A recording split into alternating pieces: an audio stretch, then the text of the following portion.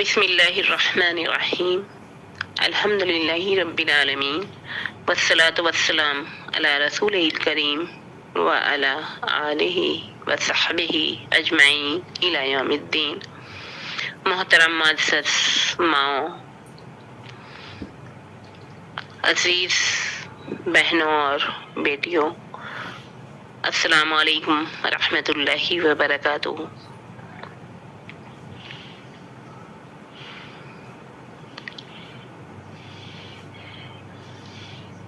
آج میں آپ کے سامنے روزہ تزکیہ نفس اور اصلاح نفس کا اہم ذریعہ کے تحت کچھ گفتگو کرنا چاہتی ہوں۔ میری عزیز بہنوں، رمضان المبارک کے ایام تقریباً نصف گزر رہے ہیں، اور ہر مسلمان رحمت الہی سے فیضیاب ہونے، روح کو فرحت دینے اور دلوں کو معصیت اور گناہوں کے زنگ سے پاک و صاف کرنے میں سرگرم عمل ہے۔ ہم میں سے ہر ایک کی یہ کوشش ہوتی ہے کہ رمضان کے اس بابرکت مہینے میں زیادہ سے زیادہ اجر و ثواب حاصل کیا جائے اور اپنی اصلاح کی طرف توجہ دی جائے۔ کیوں؟ اس لیے کہ یہ انتہائی بابرکت مہینہ ہے، جس میں کہ نیکیوں کا ثواب بھی الحمدللہ کئی گنا بڑھا دیا جاتا ہے، اور یہ کہ برائیوں کے راستے بھی بند کر دیے جاتے ہیں، شیطان کو زنجیروں میں جکڑ دیا جاتا ہے، اور انسان اپنے آپ کو اللہ تعالی کی رضا و خوشنودی کی سمت میں ڈال دیتا ہے۔ اور کیوں نہ ہو، رسول اللہ صلی اللہ علیہ وسلم فرماتے ہیں کہ جب ماہ رمضان آتا ہے تو فتحت ابواب السماء وغلقت ابواب جہنم وسلسلت الشیاطین، یعنی جنت کے دروازوں کا کھول دیے جاتے ہیں، جہنم کے دروازے بند کر دیے جاتے ہیں، شیاطین کو زنجیروں میں جکڑ دیا جاتا ہے۔ یہ صحیح بخاری کی حدیث ہے۔ تو ظاہر ہے کہ پھر انسان نیکیوں کی طرف مائل ہو جاتا ہے، اور کوئی چیز اس پیش قدمی سے اسے روکنے والی نہیں ہوتی، بلکہ یہ کہ ہر چیز دوسرے کی ممد و معاون بن جاتی ہے۔ آپ صلی اللہ علیہ وسلم نے یہ بھی فرمایا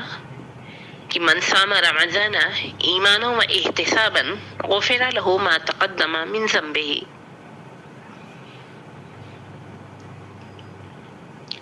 ومن قام رمضان ایمانا و احتسابا غفر له ما تقدم من ذنبه۔ گویا کہ جس نے بھی ایمان و احتساب کے ساتھ روزے رکھے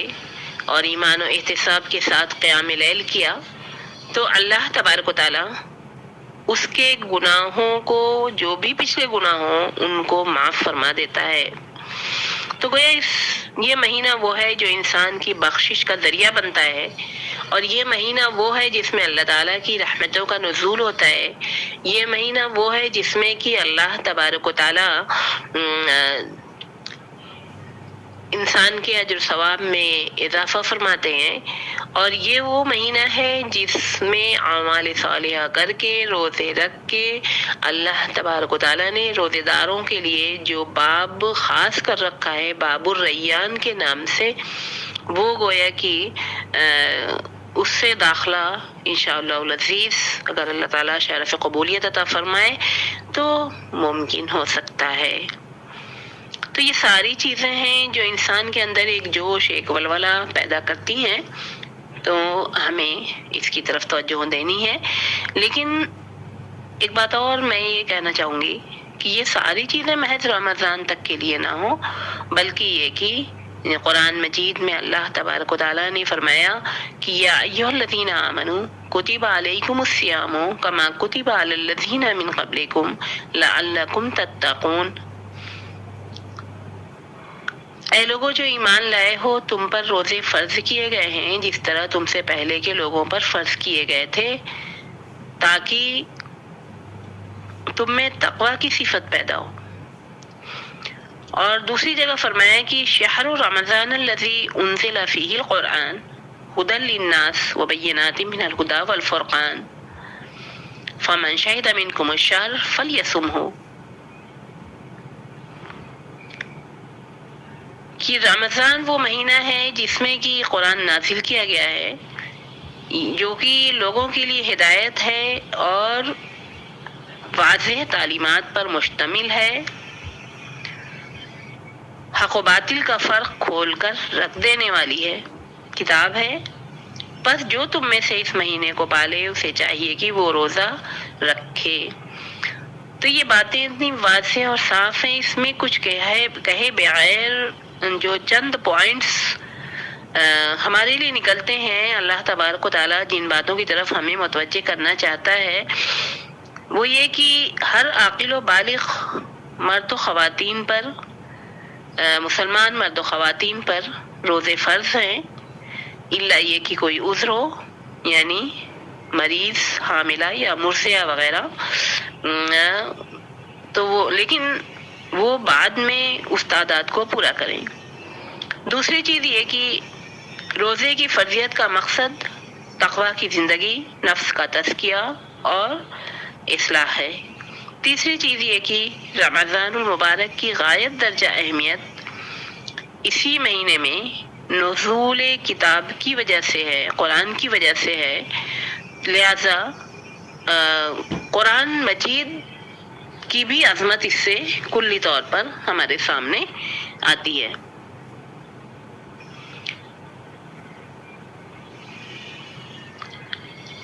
لیکن ایک بات اور جو محسوس کی جاتی ہے اور جو دیکھنے میں آتی ہے کہ ماہ مبارک کے رخصت ہونے کے بعد اکثر و بیشتر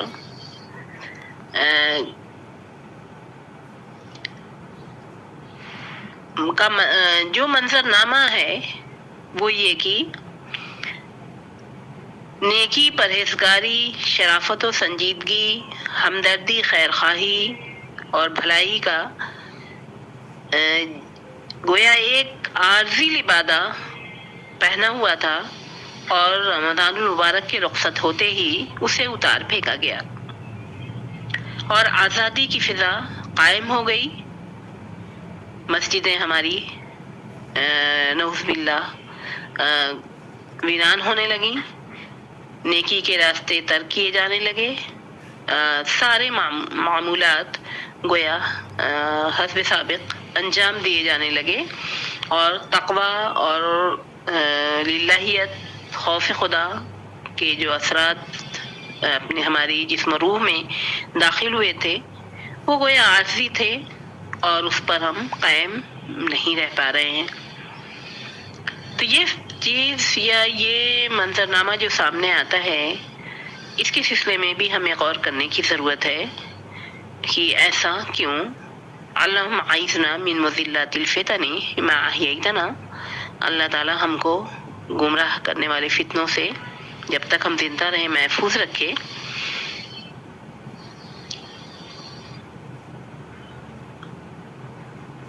ایک نامور عالم دین مولانا محمد ولی رحمانی روزے کی افادیت کے تحت لکھتے ہیں کہ روزہ ایک مقدس، نہایت مفید اور نتیجہ خیز عبادت ہے جس کا اثر جسم، روح اور دل پر گہرا پڑتا ہے۔ پھر آخر یہ اثر پذیری ہمارے اوپر وقتی اور عارضی کیوں ہوتی ہے؟ کیا ہم فرضیت کے مقصد کو حاصل کرنے میں کامیاب نہیں ہو پاتے؟ اگر نہیں تو پھر ہمیں کیا کرنا چاہیے؟ اس پر بھی ہمیں توجہ دینے کی ضرورت رہتی ہے۔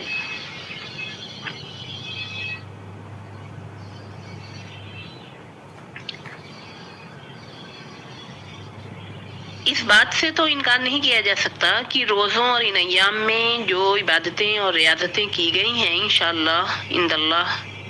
مقبول ہوں گی، لیکن اس کے دوام و استمرار کے لیے جو چیز سمجھ میں آتی ہے کہ ہمیں تزکیہ نفس اور اصلاح نفس کی طرف بھی خاطر خواہ توجہ دینی چاہیے، اور رمضان کے بعد جو ہمارے افعال ہوتے ہیں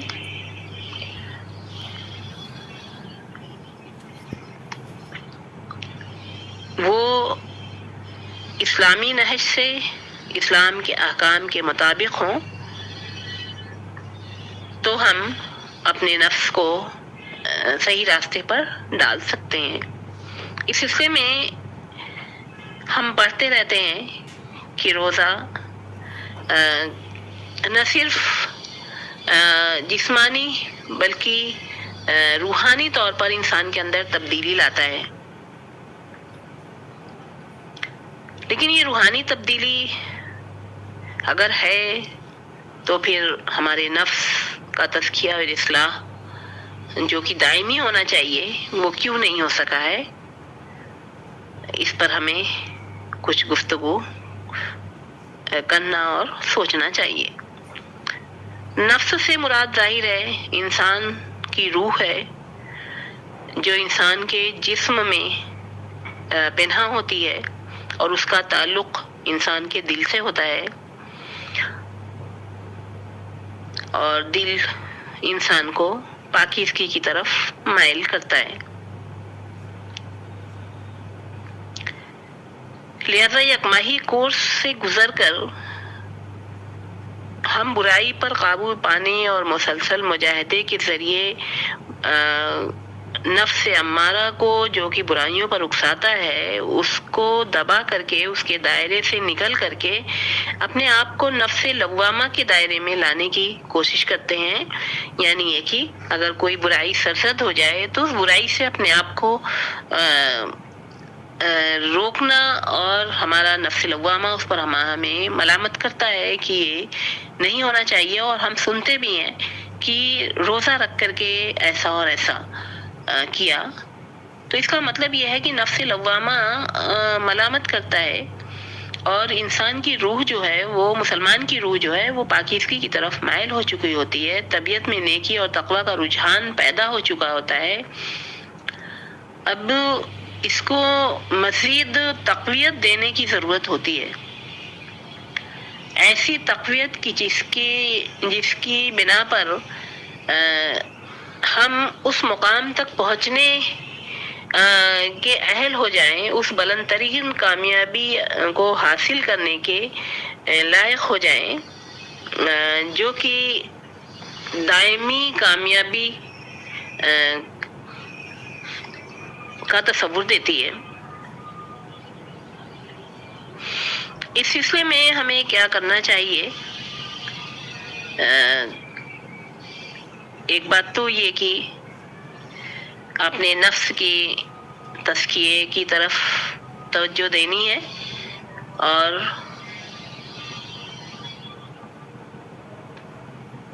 اس کے ساتھ ساتھ ایک بات اور میں کہنا چاہوں گی کہ امام غزالی رحمۃ اللہ علیہ نے اپنی کتاب احیاء العلوم میں اس کے چند اصول بتائے ہیں جن کو آزمانا بھی کارگر ثابت ہو سکتا ہے، اور وہ اصول 4 ہیں۔ ایک مشارطہ، یعنی انسان اس بات کی شرط لگا لے کہ آج وہ کوئی گناہ نہیں کرے گا، مطلب ہر صبح کو، اور اس کی کوشش کرے۔ دوسرے مراقبہ، یعنی اپنے ارادے کے مطابق اپنے نفس کی نگرانی رکھے کہ کوئی گناہ اس سے نہ ہو سکے، کوئی گناہ سرزد نہ ہو۔ تیسرے محاسبہ، یعنی سونے سے پہلے تنہائی میں پورے دن کی اپنی کارگزاری کا جائزہ لے کہ کہاں کہاں اس سے غلطیاں ہوئی ہیں، کس نوعیت کی ہوئی ہیں، اور اس سے کیسے بچا جا سکتا ہے۔ چوتھے مواخذہ، کہ اگر اس سے کچھ غلط ہو گیا ہے تو اسے احساس ندامت ہو، توبہ استغفار ہو، آئندہ نہ کرنے کا عزم ہو، اور یہ کہ ممکن ہو سکے تو اس کے بدلے میں کوئی خیر اور بھلائی کا کام کرنے کی کوشش کرے۔ تو ایسی صورت میں اس بات کا قدر امکان رہتا ہے کہ انسان اپنے نفس کی اصلاح کی طرف مائل ہو سکے گا۔ رمضان میں چونکہ اس نے اپنی اصلاح کرنے کی بھرپور کوشش کی ہے، تو اس عمل کے ذریعے سے وہ اپنے آپ کو مزید رمضان المبارک کے گزرنے کے بعد بھی خیر اور بھلائی کی طرف لے جانے میں اور برائی سے بچانے میں انشاءاللہ العزیز کامیاب ہو سکے گا۔ مزید یہ کہ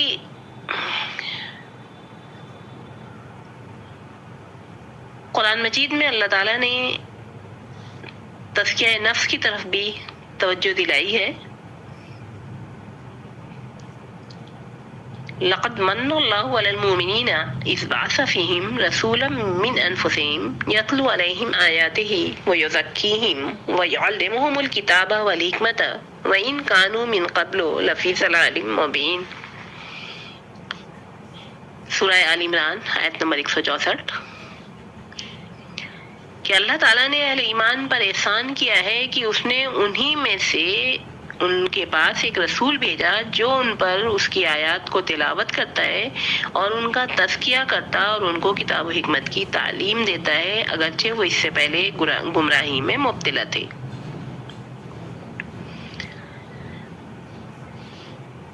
تو گویا نبی کریم صلی اللہ علیہ وسلم کی بعثت کے مقاصد میں یہ چیز شامل ہے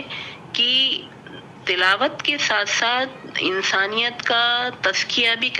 کیا اور کتاب حکمت کی تعلیم بھی دی۔ تو انسان کا تزکیہ کیوں کر اور کیسے ممکن ہو سکتا ہے؟ ظاہر ہے کہ ہر ایک اپنے تزکیے کی طرف متوجہ ہو تو اپنے نفس کو برائیوں سے بچانے کے لیے اپنے دماغ کو برے خیالات سے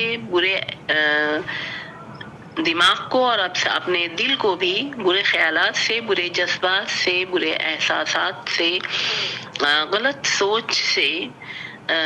ہر ایسی چیز سے جو کہ اللہ تعالیٰ کی ناپسندیدگی کا باعث بن سکتی ہو، اس سے اپنے آپ کو محفوظ رکھنے کی کوشش کرے۔ مزید یہ کہ اپنے ہاتھ اور اپنے پیروں سے بھی اپنے اعمال کو پاکیزہ بنائے، اپنے کاموں میں اللہ کی رضا اور اس کی خوشنودی کو پیش نظر رکھے اور ہر اس چیز سے اپنے آپ کو روکنے اور بچانے کی کوشش کرے جو اللہ تعالیٰ کی ناراضگی کا موجب ہو سکتی ہوں۔ تو یہ گویا اپنے ہاتھ پیر کا تزکیہ ہوگا کہ انسان اپنے ہاتھوں سے جو اعمال کرتا ہے اور پیروں سے جو اقدامات کرتا ہے، ان تمام میں بھی وہ اپنے نفس کو پاکیزہ بنا کر کے پاکیزگی کی سمت میں قدم بڑھائے۔ اسی کے لیے اللہ تعالیٰ نے قرآن میں فرمایا قد افلح من تزکا وذکر اسم ربہ فصلی۔ کامیاب ہوا وہ شخص جس نے پاکیزگی اختیار کی اور اپنے رب کے نام کا ذکر کیا، پس نماز پڑھی۔ سورہ اعلیٰ آیت نمبر 14۔ دوسری جگہ فرمایا قد افلح من زکاہا وقد خاب من دساہا، سورہ شمس، کہ وہ انسان کامیاب ہوا جس نے اپنے نفس کو پاکیزہ کیا، اور وہ انسان ناکام ہوا جس نے اپنے نفس کو آلودہ کیا، یعنی کفر و شرک سے۔ تو اس طریقے سے انسان اپنے اندر گویا اپنا تزکیہ کر کے، اپنی اصلاح کر کے، اپنے اندر بہت ساری صفات کو پروان چڑھا سکتا ہے، تقوی کی صفت پیدا کر سکتا ہے۔ اور روزے کی فرضیت کا مقصد بھی وہی ہے کہ روزہ تقوی کی صفت پیدا کرتا ہے، اس کو روحانی و اخلاقی بلندی اور بہتری عطا کرتا ہے، اس کی عبادتوں کو نتیجہ خیز بناتا ہے، اس کے اندر ہمدردی، سنجیدگی اور دیگر صفات پیدا کرتا ہے، اور وہ ہر طرح کے لعب اور لغویات سے اس کو بچا کر کے گویا ہمیشگی کے لیے اس کو پابند بناتا ہے۔ تو لہذا ہمارے لیے ضروری ہے کہ ہم اصلاح نفس اور تزکیہ نفس کی طرف متوجہ ہوں، اور خود کو بعد رمضان بھی بھلائی کی سمت میں گامزن کر دیں، اپنی زندگیوں کو بہتر بنانے کی کوشش کریں۔ اور اس کے لیے ہمیں کرنا کیا ہوگا؟ ہمیں اوقات کی منصوبہ بندی کرنی ہوگی، اوقات کی منصوبہ بندی کے ساتھ فرائض کی ادائیگی کی جائے، اور موت کو بھی کثرت سے یاد کیا جائے کہ وہ انسان کے اندر خوف خدا پیدا کرتی ہے، اور آخرت کا تصور بھی ذہنوں میں بیٹھایا جائے کہ اسے ایک دن حشر کے میدان میں اللہ تعالیٰ کی عدالت میں کھڑے ہو کر کے جواب دہی کرنی ہے۔ اس کے لیے اسے اپنا احتساب بھی کرنا ہوگا، نمازوں اور دیگر عبادات میں تواضع اور انکساری پیدا کی جائے، اخلاص اور للہیت کو پروان چڑھایا جائے، اور یہ کہ قرآن مجید کو آئینہ بنا کر اپنے اقوال و افعال کو اسی میں پرکھا جائے۔ یعنی آئینے کے سامنے کھڑے ہو کر کے ہم اپنے چہرے کو دیکھتے ہیں، بطور خاص